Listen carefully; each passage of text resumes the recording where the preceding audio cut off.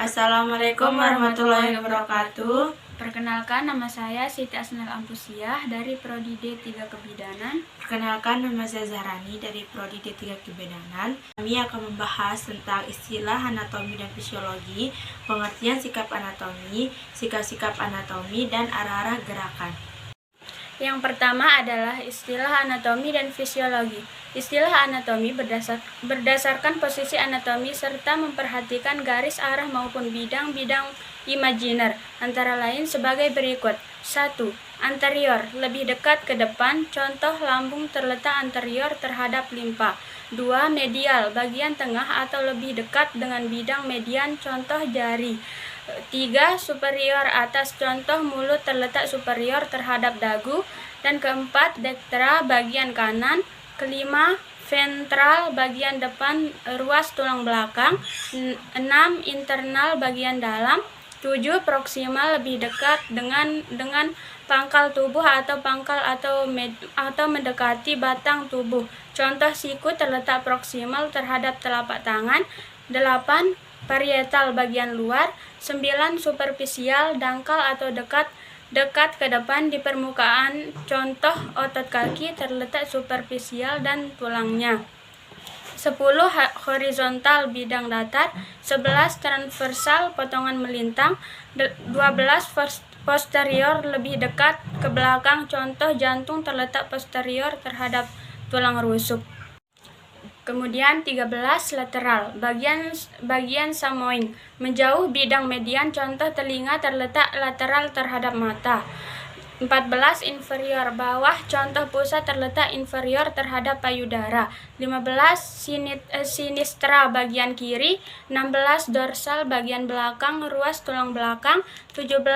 Eksternal, bagian luar. 18. Distal, ujung atau menjauhi batang tubuh, contoh pergelangan tangan terletak distal terhadap siku. 19. Periper, pinggir atau tepi. 20. Visceral, lapisan dalam. 21. Profunda, dalam atau lebih jauh dari permukaan, contoh tulang hasta dan pengumpil, terletak lebih profunda dari otot lengan bawah. 22. Partika, bidang tegak. 23. Longitudinal, potongan memanjang. 24. Sentral, bagian tengah. 25. Ascendent, bagian naik. 26. Descendent, bagian turun. 27. Kranal, bagian kepala. 28. Caudal, bagian ekor. 29. Palmar, ke arah palmaris manus, anggota gerak atas. 30. Plantar, ke arah palmaris pendis, anggota gerak atas. 31. Ulnar, ke arah ulna tulang hasta. Dan ke-32. Radial, ke arah radius atau tulang pengumpil. 33. Tibal, ke arah tibia atau tulang kering. Dan ke-34. Pilbular, ke arah pilbula tulang betis. Fibula. 34. Fibular, ke arah fibula tulang betis.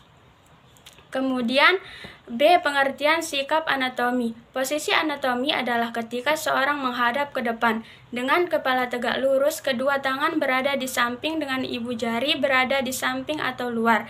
Istilah anatomi berdasarkan posisi anatomi: anterior depan, medial tengah, superior atas, dektra kanan, ventral bagian depan, internal dalam, proksimal pangkal, sentral pusat, parietal lapisan luar, superficial dangkal, horizontal bidang datar, transversal potongan melintang.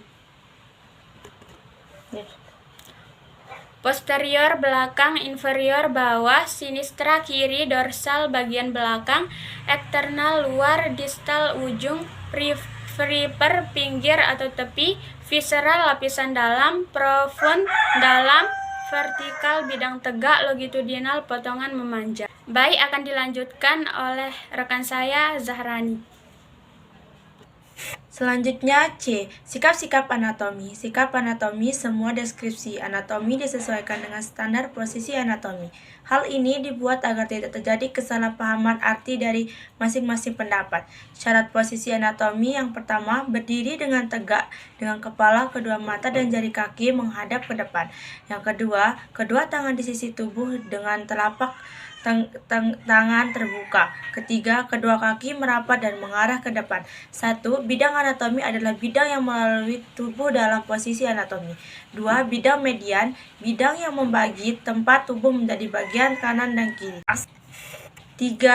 Bidang sagital, bidang yang menutupi tubuh menjadi dua bagian dari titik tertentu atau tidak membagi tepat dua bagian. Bidang ini sejajar dengan bidang median. 4. Bidang horizontal, bidang yang terletak melintang melalui tubuh. Bidang X dan Y, bidang ini membagi tubuh menjadi bagian atas superior dan dari bawah interior. Bidang koronal, bidang vertikal yang melalui tubuh, letaknya tegak lurus terhadap bidang median atau sagittal, membagi tubuh menjadi bagian depan frontal dan belakang dorsal. Yang D. Arah gerakan sebagai berikut. 1. Fleksio dan eksternal. Fleksio membangkukkan meliputi sendi atau gerakan menekuk. B. Extensio, gerakan meluruskan kembali sendi, contoh gerakan ayunan lutut pada bagian gerak jalan. 2. Adduksio dan abduksio. Yang A. Adduksio, gerakan mendekati badan. B. Abduksio, gerakan menjauhi badan. 3. Rotasio. Yang A. Rotasuo, gerakan memutar sendi. B. Circumduksio, gerakan sirkuler atau penggerakan gabungan fleksi, ekstensi, adduksio dan adduksi, contoh gerakan menjauhi tubuh bila kaki digerakkan kembali ke posisi siap merupakan gerakan adduksi atau mendekati tubuh. Yang keempat, elevasi dan depresi.